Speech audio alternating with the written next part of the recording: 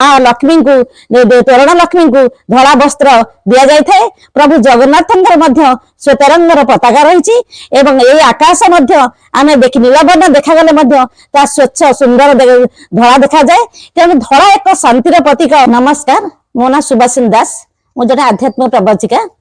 आज आम आलोचना करबा जे गुरुवार दिन कहीं नारी माने धला लुगा परिधान करथांती। धला हेउची शांतिर प्रतीक एवं यह मन को शांति प्रदान करथाए। एवं माँ लक्ष्मी निजे मध्य सागर कन्या, जहाँकि समस्त मणिमुक्ता ये सागर गर्भ रही एवं तार जल मध्य निर्मल स्वच्छ, यह स्वच्छता आमको प्रदान करथाए।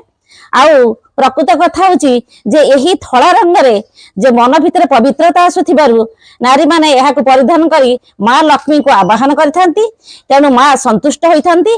माँकर प्रिय फूल मध्य पद्म फूल, जहाँकि रंग धला, श्वेत रंग माँकर बहुत प्रिय। तेणु नारी माने धला लुगा परिधान करी माँकर पूजा आराधना यही गुरुवार दिन करिथांती। एही बारटी मध्य माँकर श्रेष्ठ बार एवं तांकर प्रिय बार। माँ माने यहाको परिधान करती एवं माँ को लक्ष्मी को आवाहन करती। पद्म फूल विभूषिता माँ लक्ष्मी को सी मध्य जहाँ जो जे सेमानंकर मध्यरे मन भितर पवित्रता आसे, माँ लक्ष्मी मध्य सेमानंको आशीर्वाद करथांती।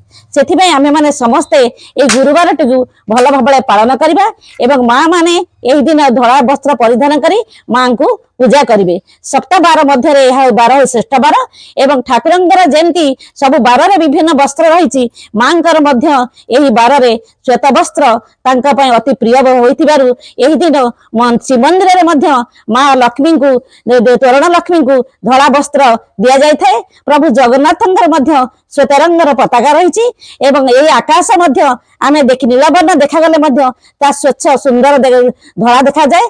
तेणु धला एक शांतिर प्रतीक, जहाँकि कपट को आम शांतिर प्रतीक कही जहाँ रंग धला। तेणु ये धला वस्त्र परिधान कले मन भितर शांति मैत्री तृप्ति आसी थाए। तेणु समस्ते यह परिधान करिथांती। धला एवं पवित्रतार प्रतीक।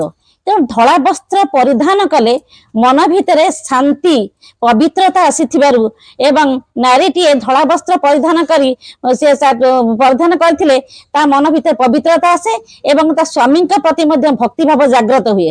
तेणु यही वस्त्र द्वारा मनर पवित्रता आसे एवं यह मध्य समग्र विश्व ब्रह्मांड र बीज, प्रत्येक बीजर मंजी देखिले आमे देखिबा तार वर्ण होछि श्वेत वर्ण।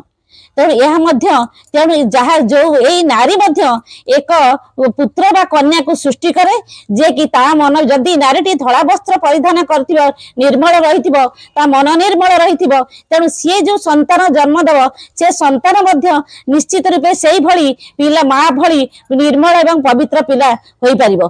तेणु धला वस्त्र मन भितर पवित्रता आनि दउथिबारु ताको समस्ते नारी माने परिधान करिथांती।